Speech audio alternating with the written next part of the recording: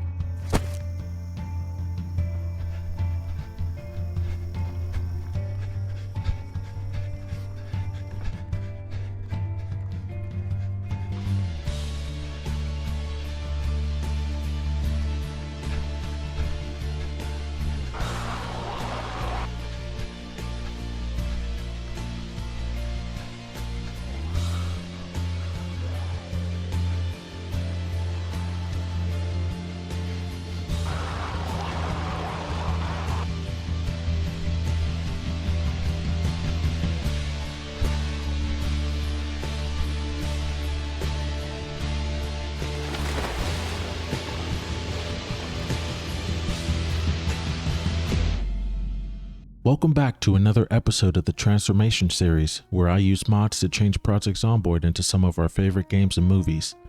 Today we're going to take a look at the 2002 classic film 28 Days Later and its sequel 28 Weeks Later.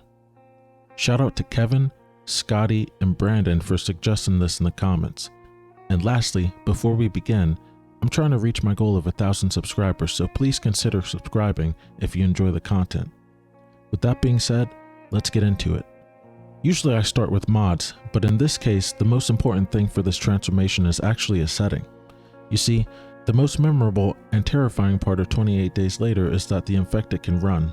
It's also worth noting how fast the infection spreads through the body, as the rage virus only needs seconds to take over a person. So we'll be using all sprinters and changing infection mortality and reanimate time to instant. Now if you know anything about Project Zomboid, having sprinters enabled makes the game hard as hell.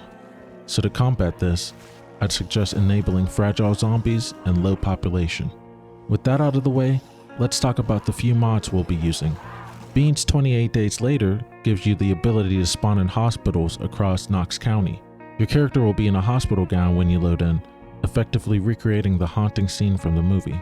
Infected style Zeds changes the textures for zombies to resemble people infected with the rage virus, with red eyes, bloody faces, and angry expressions. Stay away from windows makes zombies able to jump into windows, instantly breaking them, so make sure to keep your windows barricaded. Vaulting zombies gives zombies the ability to vault over fences and a chance to tackle players if you're too close. Destroyable world fences gives fences and walls health, which when depleted will result in them breaking.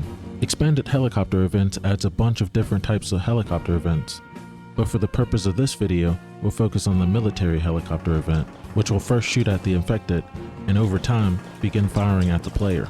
Immunity trait and system has two options you can enable. The trait version adds an immune trait to the game for negative 16 points. The system version adds a chance for you to spawn as an immune character. You won't know you're immune until you get bitten and examine the wound. The next mod is just my personal preference. Slower sprinters, specifically the 25% option, can give you that extra second that you might need if sprinters are overwhelming you. With all this, you're ready to start what will likely be your hardest playthrough of Project Zomboid. And if you'd like to try something a little easier, check out this video where I transform Project Zomboid into The Walking Dead. I'll see you in the next one.